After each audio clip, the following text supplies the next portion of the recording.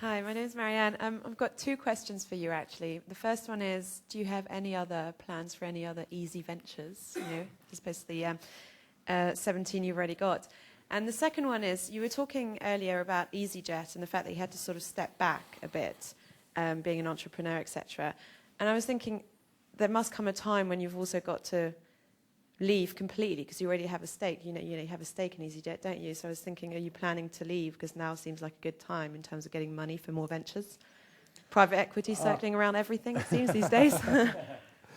The first question was whether there are any other businesses in the making. I don't know where you've lost track, but the one I'm working on at the moment, the latest, is called Easy Office. And it's about flexible office space, which is your target audience if you are aspiring or existing entrepreneurs. You're thinking of starting a company, you don't want a long lease, you can rent a room, an office room, by the week, online, with a credit card, in Kensington High Street, www.easyoffice.co.uk. That's a commercial. More seriously, I don't think, given the backlog of what's in existence, I don't think I can afford to do more than 1 or 2 a year, new ones anyway. Even the backseat of EasyJet occupies a day or 2 a week. As a director, non-executive, we attended a 2-day away day today. Finished a few minutes before I arrived here. It is every single company needs a bit of your attention, especially if you have a significant stake in it. Am I willing to sell my stake at EasyJet?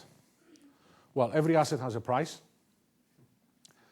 The ownership is irrelevant anyway for the brand license, in the sense that I cannot be a shareholder and still have the relationship through the brand. But my selling price is nowhere near the current share price. Can I come in on that one? Sure. Because you're going to offer me £1 more and see if I'm going to take it. I wanted to.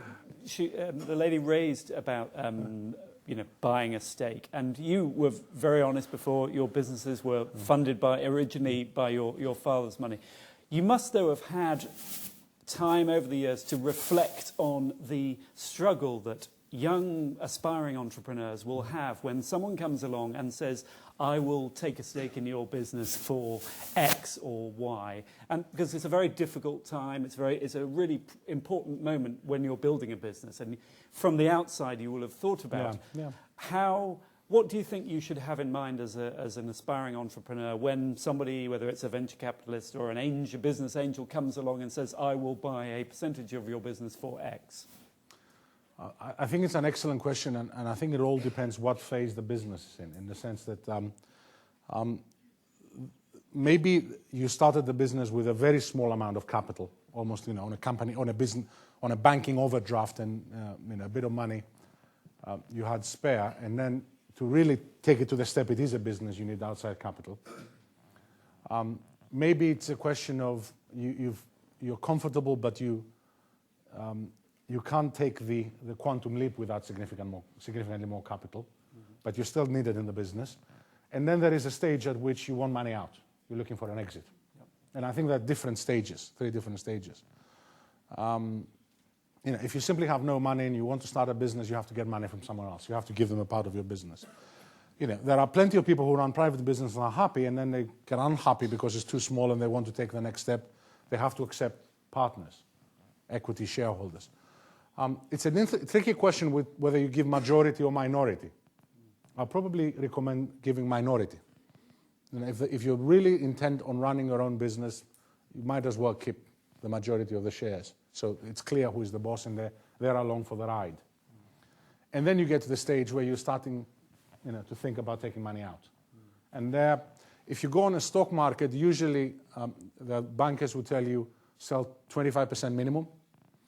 Then they encourage you to go down to between 40 and 50%.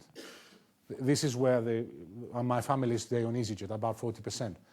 And I think outside shareholders would be nervous if we're higher than that. There's not enough free float in the shares. They're worried about one person having excessive influence on the company and everything else. So, it goes through phases. You have to decide where you want to be. Yeah. And yet there are some wonderful family-run businesses that have never accepted a penny from anywhere else and go forever. as it happens, I'm meeting chief executive of an example tomorrow, Enterprise Rent-A-Car. Biggest car rental company in the world. Well, they're known, but not as well outside America, but in America, they're very well known. Yeah. And, that's a company that's been in the same family for 2 generations now. So there are many different ways of doing it. Yeah. It's also to do with the pace of growth. Without the flotation, EasyJet would have been today, let's say, an airline with 35 aircraft, not 135 aircraft. So do you want to have 100% of 35 aircraft or 40% of 135 aircraft? Depends.